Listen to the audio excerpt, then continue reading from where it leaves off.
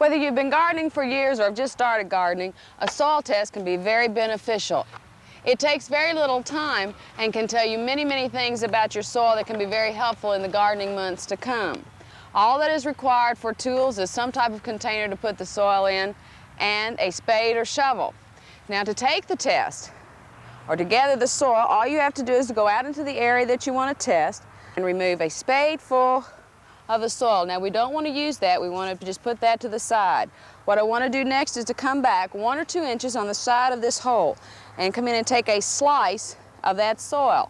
Now, I take this and put it in the container. Put all that soil into the bucket and mix it up. When this soil is dry, you'll want to take about 2 cups of this soil, put it in a container, and take it to your county agent's office. Now, Fayette County Extension Agent Meg Sutherland will tell us what happens to this soil test next.